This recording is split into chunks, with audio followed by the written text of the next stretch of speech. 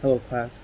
So my name is Michael Cabrera. Today I have two articles that I actually chose. One is called Suicide in Adolescence, a review of literature by Remus Runkin, and Religion as a Risk Factor for Suicide Attempt and Suicide Ideation Among Depressed Patients by Ryan E. Lawrence. Now, the articles combined, they went over several countries with the lowest to highest suicide rates.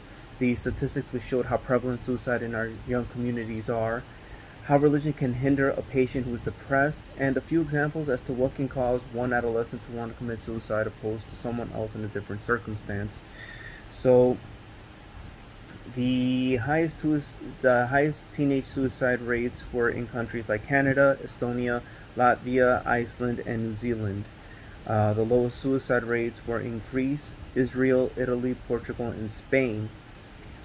Suicide is the third leading cause of death in adolescents between 15 to 19. Suicide continues to be the third leading cause of death for young adults 15 to 24. Well, 15 still being a child, but from 18 to 24. And then suicide is the sixth leading cause of death for ages 15 to 5 to 14.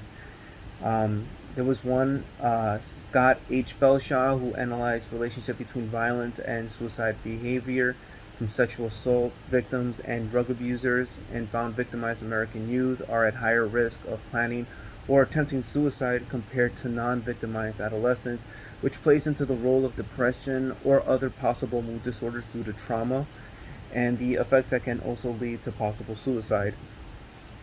And in Finland, there was a study done to see the relationship between being bullied and being the bully. It's being the actual person doing the bullying, and suicide ideation. And the survey concluded that both bullies and the bullied suffered from feeling inferior, which increased the suicide risk for both parties. Which kind of makes you understand that maybe, while yes, somebody bullying somebody else, they need to understand that that's not okay.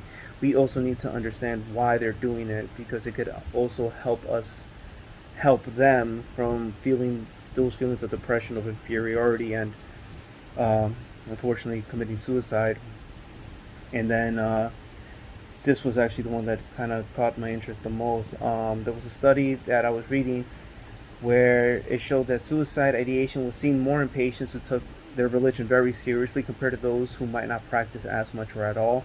The study was done with patients with unipolar and bipolar disorders with depression, and the survey was conducted using several factors like sex, race, age, having biological children, and reasons for living inventory, with the hypothesis being that heavy religious affiliation would show less suicide ideation than those who were possibly atheists, and that that 321 patient survey actually showed the opposite results, which is something that we might want to take into consideration.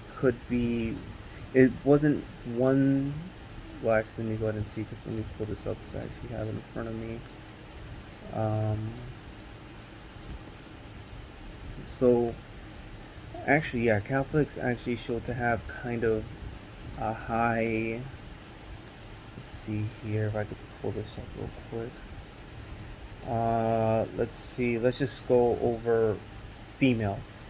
199 white race, married, biological children. Let's see. 89 Catholic, 31 Protestant, 36 Jewish, other 69, none 93. So it seems like they were just giving me the gist of everything. That shouldn't have said female. It seems like that's just all the numbers combined. But it did seem like Catholic actually has the highest suicide rate um, for people who have an affiliation with suicide ideation. So it's probably something that we should take into consideration, where religion might be a tool for some people, but it cannot be something that's pushed heavily, because it might actually have the adverse effect, and we might find ourselves, unfortunately, with a patient who has attempted or has succeeded in suicide. Those are my two articles, and I hope you guys enjoyed my video. Take care.